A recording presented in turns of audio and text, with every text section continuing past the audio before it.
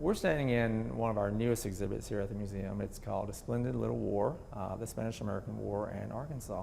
And it's really one of the conflicts in our state and I think our nation's history that has been overlooked when you look at the military history of our country. We opened this exhibit a couple of months ago, and we're very excited about the artifacts that we have on display here and the chance to tell the visitors to our museum the role that our state and the impact that this splendid little conflict had on the development of our country and our state. Well, a lot of people overlook the importance of the war.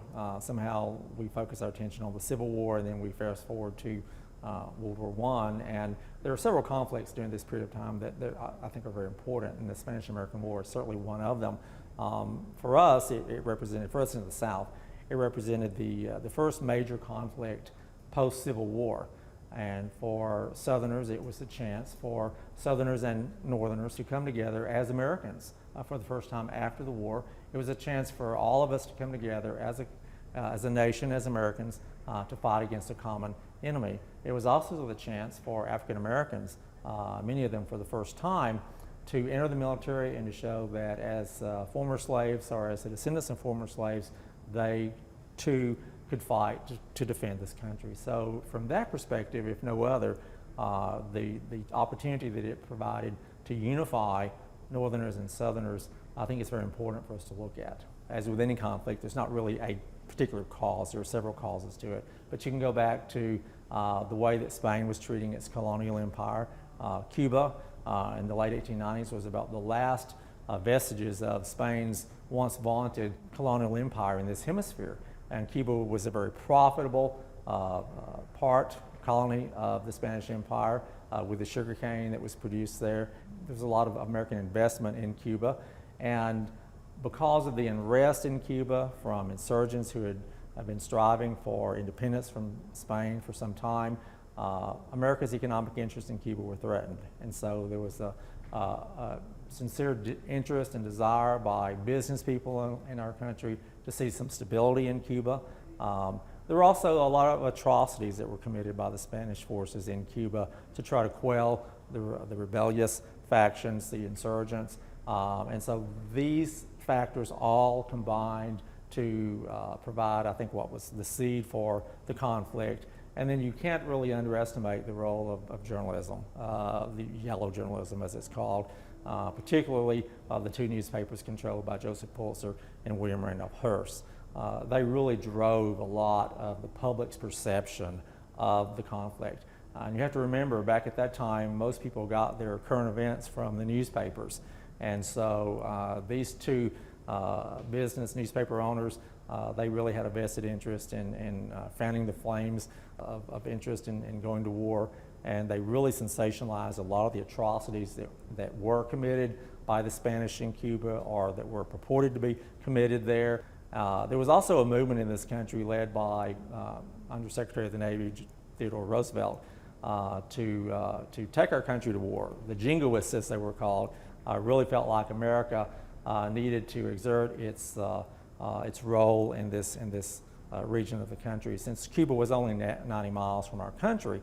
And so there was a combination of the atrocities committed by Spain in Cuba, the impact of the yellow journalism, the impact of the jingoists who were trying to take our country into conflict. And then you have to remember, at this time, our country's president was President McKinley, who had actually served in the Civil War, and he knew the realities of conflict, and he was very reluctant to take our country to war.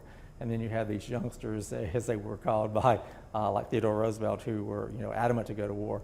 And I think that really it showed the conflict between some of the old military minds and some of the new military minds, and it ultimately led with the sinking of the Maine in the Havana Harbor as the catalyst that brought all these forces together that ultimately led to us declaring war on Spain. War was declared in April of 1898.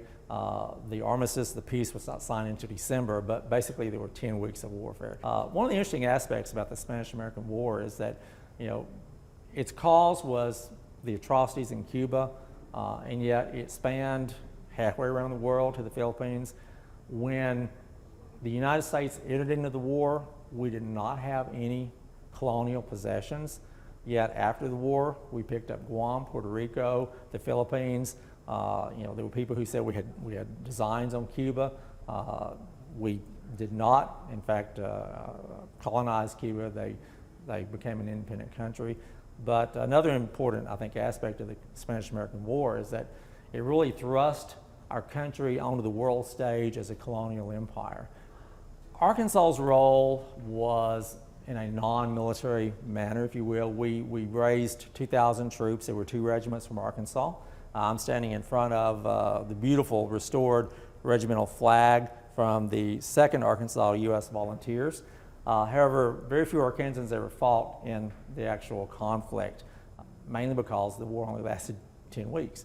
Our 2 regiments were sent to training camps in Georgia and in Alabama, and as they were getting ready to go to fight in Cuba, basically the fighting was over. We, like other states, were wanting to see the war happen. I think for Arkansas, again, as a former Confederate state, on the losing side of the Civil War, I think for Arkansans, it gave us an opportunity to prove our loyalty again. The 2nd Regiment, I believe the statistic is that 94% of the men in this regiment were descendants of Confederate soldiers. And so for us, it provided the opportunity to prove that we could be loyal Americans again. And I think for us, that was important. As far as the actual fighting, as I said, we didn't experience any of that fighting here, but the chance that it provided us to prove that we were supportive of America's interests and not just Southern interests and not just Arkansas's interests, I think was very important.